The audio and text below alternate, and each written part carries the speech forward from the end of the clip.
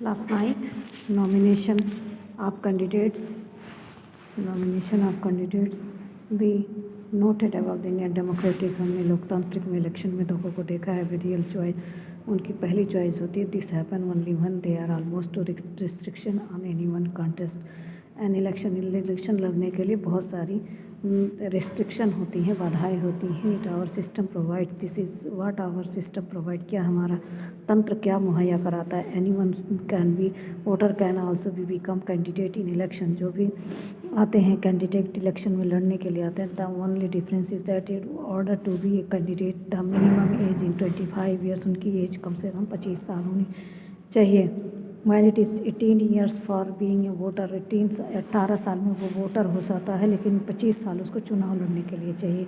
There are some other restriction and criminals extra, और दूसरे restriction होते हैं जो क्रिमिनल हैं यानी कि जो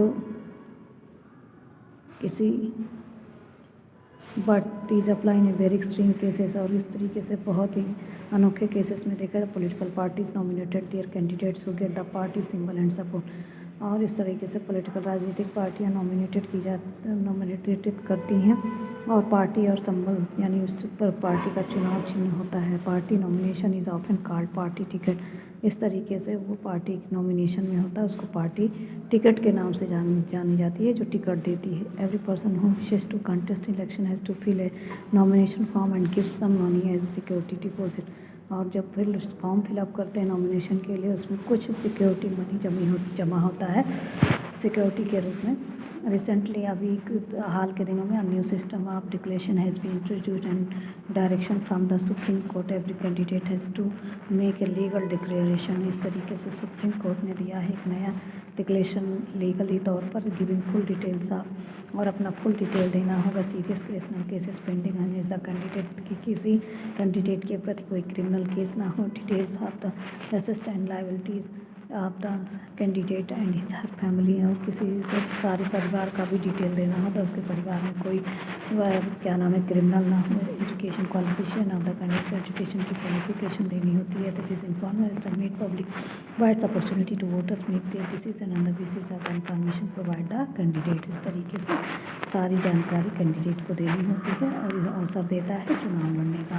educational qualification for candidate, educational qualification क्या होता है कैंडिडेट्स की जो चुनाव लड़ते हैं वो होता है इस तरीके से देखा जाए.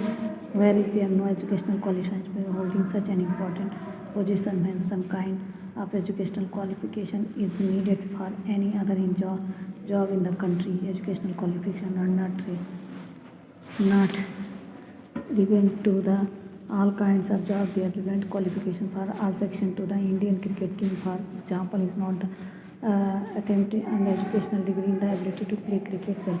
इस तरीके से देखा जाए खेल के मैदान में भी एजुकेशन उतना मायने नहीं रखता है. मायने रखता है similarly relevant qualification MLA or MP is the ability to understand people's concern, problems and represent their इस तरीके से देखा जाए एवरी 5 ईयर्स में चुनाव होते हैं.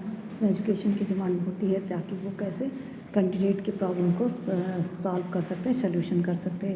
Education is so that people decide how much importance they give to educational qualification. इस तरीके से देखा जाए in our contributing education go against the spirit of democracy. At another reason would be mean depriving a majority of the country citizen election graduate degree like BA, BCom, BSc, entertainment. 90% of the citizen become ineligible in contest election. इस तरीके से पढ़े लिखे लोगों को ही चुनाव आयोग नियुक्ति करता है. इस तरीके से देखा जाए आप इतना बेटा पढ़ लीजिएगा, बाकी